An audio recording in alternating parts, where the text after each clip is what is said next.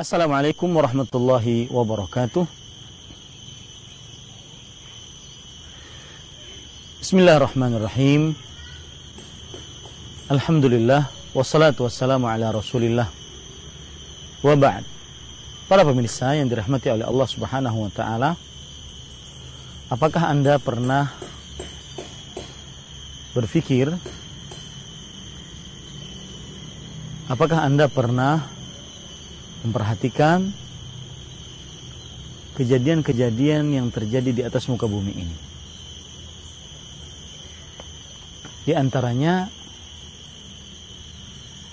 istrinya Nabi Nuh dan istrinya Nabi Lut adalah dua istri yang kafir. Sedangkan istrinya Firaun adalah seorang istri yang beriman kepada Allah. Perhatikan dua perumpamaan ini. Dua orang istri yang dibawa oleh dua orang hamba Allah yang salih. Ternyata istri tersebut kafir.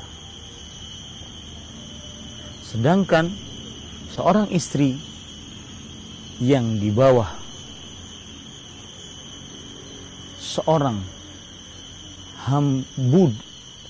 sedangkan seorang istri yang merupakan istri dari seorang yang mengaku menjadi Tuhan, dia beriman kepada Allah.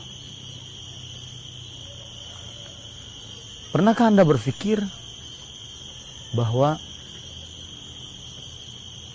paman Nabi Muhammad SAW yang sangat dekat dengan Rasulullah SAW, bahkan membantu Rasulullah SAW dalam beberapa perjuangan dakwahnya,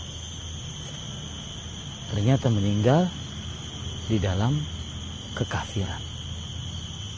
Sedangkan Bilal, sang mantan budak, atau Salman, sahabat dari Persia, ternyata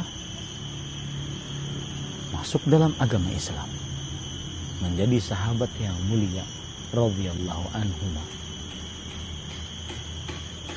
Pernahkah juga Anda melihat atau memperhatikan orang yang rumahnya berdekatan dengan masjid, tetapi tidak pergi ke masjid? Sedangkan yang jauh, kadang-kadang dia harus berjalan kaki, melawan panas, menantang hujan. Dia pergi ke masjid. Sedangkan yang jauh, kadang-kadang dia harus naik sepeda, dia pergi ke masjid. Pernahkah juga Anda berpikir ada sebagian, saya katakan sebagian, tidak semua, para anak ustadz atau anak kiai ada yang murtad atau ada yang menyimpang dari jalan Allah Subhanahu wa taala. Sebaliknya, ada seorang anak yang dari seorang anak yang awam, bahkan cenderung mungkin pemahaman agama sang bapak tidak terlalu tinggi. Akan tetapi anaknya jadi anak yang saleh, hafal Quran, taat kepada orang tua, kemudian mengerjakan ketaatan kepada Allah Subhanahu wa taala. Dan pernahkah Anda berpikir orang yang mungkin mempunyai fasilitas untuk semestinya lebih taat kepada Allah, lebih soleh, beramal kepada Allah Subhanahu wa taala, tetapi ternyata jauh dari amal, sedangkan yang penuh dengan keterbatasan, dia menjadi hamba Allah yang membuat prestasi-prestasi agama. Para pemirsa yang dirahmati oleh Allah Subhanahu wa taala, tahukah itu semua adalah permasalahan hidayah. Permasalahan hidayah dari Allah Subhanahu wa taala. Allah Subhanahu wa taala berfirman di dalam Al-Qur'an surat Al-Qasas ayat 56. Innaka la tahdi man ahbabta walakinnallaha yahdi man yasha. Sesungguhnya engkau wahai Muhammad sallallahu alaihi wasallam tidak memberikan petunjuk kepada yang engkau cintai. Akan tetapi Allah lah yang memberikan petunjuk kepada siapa yang ia kehendaki. Oleh karenanya Rasulullah sallallahu alaihi wasallam juga bersabda dalam hadis riwayat Imam Ahmad, "Man yahdihillah fala mudhillalah wa man yudlil fala hadiyalah." Barang siapa yang meminta petunjuk, barang siapa yang diberikan petunjuk oleh Allah, maka tidak ada seorang pun yang menyesatkan. Dan barang siapa yang disesatkan oleh Allah, maka tidak ada seorang pun yang bisa memberikan petunjuk kepadanya. Para pemirsa yang dirahmati oleh Allah Subhanahu wa taala,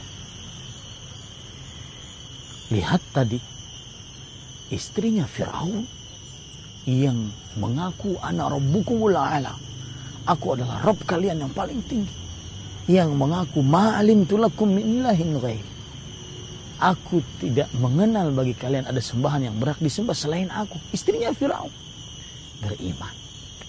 Istrinya Nabi Nuh, Nabi Lut malah tidak beriman. Anaknya Nabi Nuh tidak beriman. Pamannya Nabi Muhammad SAW tidak beriman. Sedangkan orang yang jauh tapi beriman, disangka jauh dari hidayah, ternyata beriman. Itu semua faktor hidayah dari Allah. Maka banyak-banyaklah berdoa kepada Allah Subhanahu wa taala untuk meminta petunjuk, meminta hidayah. Ini rahasia. Kita setiap hari minimal 17 kali sehari kita mengucapkan ihdinas siratal mustaqim. Wahai Allah, berikanlah petunjuk kepada kami dari jalan Engkau yang lurus. Kemudian juga banyak sekali doa-doa Rasul sallallahu alaihi wasallam untuk meminta petunjuk. Di antaranya Rasul sallallahu alaihi wasallam bersabda, Allahumma hdini wasaddidni. Ya Allah, berikan aku petunjuk. Ya Allah, benarkanlah aku selalu. Di sini juga Rasul sallallahu alaihi wasallam berdoa, Allahumma inni as'aluka al-huda wat-tuqa wal-afaf wal-ghina. Wahai Allah, aku mohon kepadamu petunjuk dan sikap suci dan ketakwaan dan kekayaan. Bahkan untuk urusan minta petunjuk, Rasul sallallahu alaihi wasallam beliau mengajarkan kepada para sahabat untuk minta petunjuk di dalam kunut atau di dalam doa kunut, sebagaimana Rasulullah SAW mengajarkan satu surat dari Al-Quran. Allahumma hdini fi man hadait. Wahai Allah, berikanlah petunjuk dalam orang-orang yang diberikan petunjuk oleh Engkau. Maka carilah petunjuk tersebut. Terus meminta petunjuk. Jangan sampai Anda menjadi orang yang terbalik. Ada kesempatan dapat petunjuk, malah jauh dari petunjuk. Sedangkan yang dekat dengan petunjuk, yang jauh dari petunjuk, ternyata diberikan oleh Allah petunjuk. Cari cari petunjuk tersebut. Terus berdoa kepada Allah sambil meniti jalan Allah yang lurus.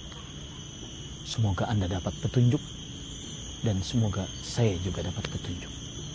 Wassalamualaikum warahmatullahi wabarakatuh.